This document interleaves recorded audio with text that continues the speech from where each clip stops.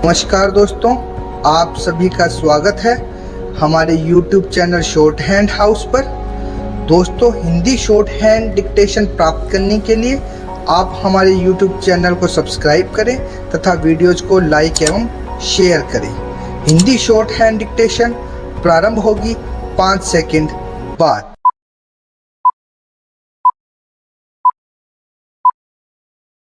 Start. महोदय, बच्चों को जो ज्ञान प्राप्त हो वह अनुभव से प्राप्त हो, न कि केवल स्मरण शक्ति पर आश्रित रहकर रटाई द्वारा। उन्होंने सोचा था और उच्चतम शिक्षा शास्त्रियों का भी यही विचार है कि इस प्रकार से प्राप्त ज्ञान बच्चों में जागरूकता, कार्यकुशलता, स्वतंत्र भावना पैदा करता है, जो इस जीवन के संग्राम में बहुत सहायक हो सकता है। दूसरा मौलिक विचार उनका यह था कि इस प्रकार की शिक्षा इस देश के लिए अनुकूल ही नहीं बल्कि अनिवार्य है। बच्चों से जो कुछ भी काम कराया जाए वह उत्पादक काम हो और उससे जो कुछ भी पैदा हो उससे शिक्षा का व्यय यदि पूरा नहीं तो अधिकांश निकल सके, क्योंकि यदि शिक्षा का व्यय दूसरे प्रकार से निकालने का प्रयत्न किया जाएगा तो वह बोझ इतना बड़ा होगा कि शिक्षा सार्वजनिक नहीं बन सकेगी। पिछले वर्षों में जो कुछ भी विचार किया गया था या प्रयोग करके देखा गया, उससे जहाँ तक मैं समझता हूँ वही निष्कर्ष निकाला जा सकता है जो पहले सम्मेलन में हुई बहस से निकाला जा सकता था। हमारे शिक्षा शास्त्रियों ने इस पद्धति की अनुकूलता और श्रेष्ठता तो मान ली थी, पर उनकी दृष्टि में इसके द्वारा शिक्षा का व्यय निकालना असंभव ही नहीं, अनुचित भी था। प्रयोग से देखा गया है कि इस पद्धति की उपयोगिता है और इससे पूरा नहीं तो अधिकांश व्यय निकाला जा सकता है। यह मैं प्राथमिक और माध्यमिक शिक्षा के संबंध में कह रहा हूँ। उच्च कोटि की शिक्षा के संबंध में अभी प्रयोग नहीं के बराबर हुआ है और इसलिए उसके संबंध में अभी कुछ भी कहना संभव नहीं है। इतना होते हुए भी हम देखते हैं कि इस पद्धति को उतना प्रोत्साहन नहीं मिला और न इसका उतना प्रचार ही हुआ जितना होना चाहिए था और जितना स्वराज्य प्राप्ति के बाद हम कर सकते थे। इसका कारण जहाँ तक मैं समझता हूँ यही है कि इसकी उपयोगिता प्रमाणित होने पर भी पुरानी पद्धति पर जो आस्था थी वह अभी दूर नहीं हुई है और इसी कारण शिक्षा के काम में जो व्यक्ति लगे हुए हैं उनका न तो इस ओर ध्यान गया है और न उन्होंने इस विषय पर गहराई से चिंतन ही किया है।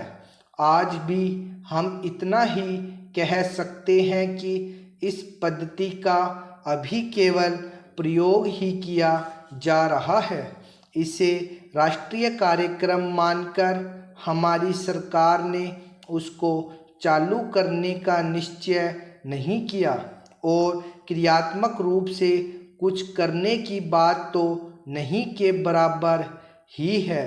उसका परिणाम यह हुआ है कि पुरानी पद्धति की संस्थाएं दिन प्रतिदिन बढ़ती जा रही है और शिक्षा पर सरकार जो कुछ भी व्यय कर सकती है या करना चाहती है उसका बहुत बड़ा अंश उस पद्धति को ही बनाए रखने में व्यय हो रहा है और इस पद्धति को बहुत कम प्रोत्साहन मिला है।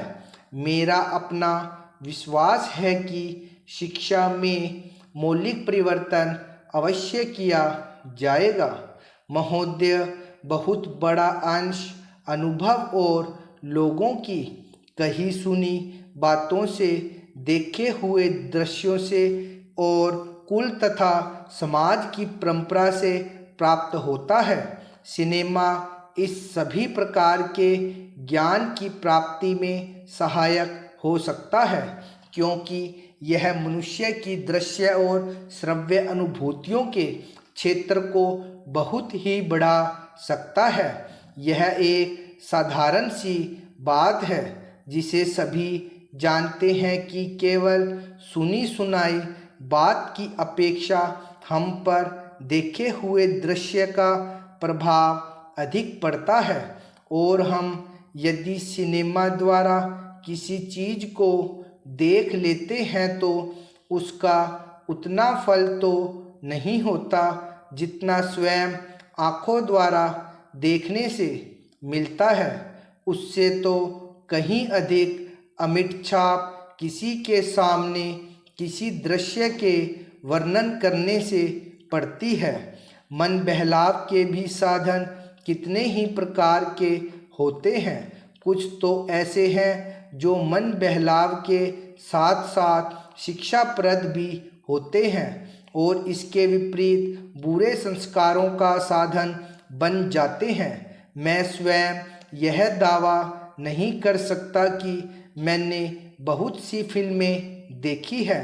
सच पूछिए तो मुझे बहुत कम फिल्में देखने का अवसर मिला है, पर मेरे पास जो खबरें पहुंचती है बहुतेरे विश्वसनीय भाइयों और बहनों द्वारा जो शिकायतें पहुंचाई जाती है, उनसे मालूम होता है कि बहुतेरी फिल्में दूसरी कोटि की है, जो शिक्षा अथवा मन बहलाव का साधन न बनकर बुरी वासनाओं को जागृत करती है, विशेषकर युवकों के चरित्र पर बुरा प्रभाव डालती है।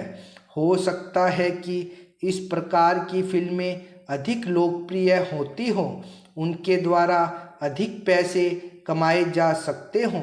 कुछ लोग यह कह सकते हैं कि फिल्म निर्माताओं का काम ऐसी फिल्मों को बनाना है जो लोकप्रिय हो, क्योंकि वे एक प्रकार की मांग को पूरा करती है। यह भी कहा जा सकता है कि फिल्मों का ध्येय मन बहलाव ही है। उसको तो तभी सफल मानना चाहिए जब फिल्में उन लोगों का मन बहला सके जिन लोगों के लिए बनाई गई हो। ये सब बातें बहस के रूप में कही जा सकती है, पर मैं चाहूँगा कि कोई भी सिनेमा हो अथवा फिल्म के बनाने वाले हों, वे यदि अपना कर्तव्य समाज सेवा समझते हैं, और उन्हें ऐसा समझना भी चाहिए, तो उन सब के लिए ये सब बातें यदि अग्राह्य नहीं तो गौण अवश्य है, और उनका मुख्य उद्देश्य तो सेवा ही होना चाहिए। सेवा तभी तक सेवा रहती है जब तक वह सेव्य का हित करे, न कि उसे गिराए। इसलिए मैं चाहूँगा कि फिल्म बनाने वाले इस पर विचार करें कि उनका उद्देश्य क्या है। उद्देश्य सेवा ही होना चाहिए, और सेवा के साथ साथ यदि धनोपार्जन भी हो जाए तो निर्दोष है। यदि धनोपार्जन ही उद्देश्य हो और सेवा न हो तो वह अग्राह्य होना चाहिए। यदि मनुष्य अपने स्वार्थवश कुछ ऐसा काम करता है जो उसके व्यक्तिगत लाभ के लिए तो ठीक हो, पर जिससे समाज को हानि पहुंचती हो, तो उसे रोकना पड़ता है। महोदय, यहाँ यह उल्लेखनीय है कि शीत युद्ध की समाप्ति व समाधान एशिया की घटनाओं तथा अफगानिस्तान से सोवियत सेना की वापसी से ही हुआ है। अफगानिस्तान में लंबे अरसे तक चला युद्ध सोवियत संघ के अस्तित्व के लिए कष्टदायी और मुश्किल हो गया। इस भयावह युद्ध से सोवियत सेनाओं की वापसी से अनेक घटनाओं ने जन्म लिया, जिनकी परिणति शीत युद्ध की समाप्ति से हुई। स्टॉप।